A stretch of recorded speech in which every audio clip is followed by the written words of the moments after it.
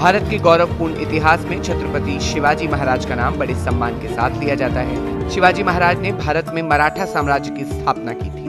वे उन महान राजाओं में थे जिन्होंने अकेले मुगल सल्तनत को चुनौती दी थी। उनकी कई युद्ध प्रणालियां आज के आधुनिक युग में भी प्रयोग में लाई जाती हैं। शिवाजी महाराज की जन्मतिथि को लेकर मतभेद है, लेकिन स्वतंत्रता सेनानी बाल गंगाधर तिलक ने उनकी जन्मतिथि का पता लगाने की कोशिश की थी। उन्होंने साल 1900 की 14 अप्रैल को अपनी पत्रिका केसरी में छपे अपने लेख में इस मुद्दे पर विस्तार से जानकारी दी है। उन्होंने ये स्पष्ट रूप से लिखा है कि शिवाजी महाराज की जन्मतिथि को तय करने के लिए कोई भी पुष्ट जानकारी उपलब्ध में नहीं है। आपको बता दें, शिवाजी महाराज के पिताजी शाहजी भोंसले थे और उनकी माता का नाम जीजाबाई भोंसले था। शिवाजी महाराज एक योद्धा राजा थे। उनको उनकी बहादुरी, कुशल रणनीति और प्रशासनिक कौशल के लिए याद किया जाता है। उन्होंने अपने शासनकाल में हमेशा स्वराज्य और मराठा विरासत पर ध्यान केंद्रित किया था। शिवाजी महाराज गुरु रामदास से धार्मिक रूप से काफी प्रभावित थे, जिन्होंने उन्हें अपनी मातृभूमि पर गर्व करना सिखाया था। आइए अब बात करते हैं वीर शिवाजी महाराज के जीवन की महत्वपूर्ण घटनाओं के बारे में। तोरना की विजय ये मराठाओं के सरदार के रूप में शिवाजी द्वारा कब्जा किया गया पहला किला था।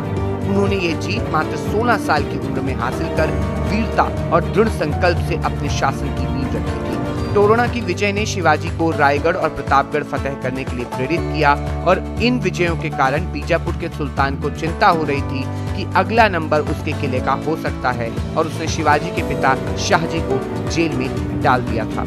1659 ईस्वी में शिवाजी ने बीजापुर पर हमला करने की कोशिश की।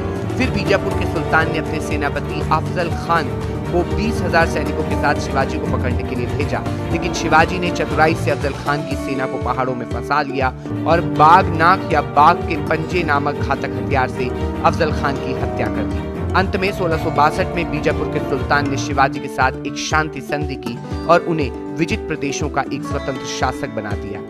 इसके बाद साल 1674 ईस्वी में शिवाजी महाराज ने खुद को मराठा साम्राज्य का स्वतंत्र शासक घोषित किया और उन्हें रायगढ़ में छत्रपति शिवाजी के रूप में ताज पहनाया गया।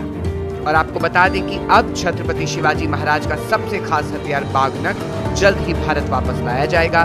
वीर शिवाजी ने 6.60 फीट के दुश्मन अफजल खान को इसी बागनक के जरिए मारा था।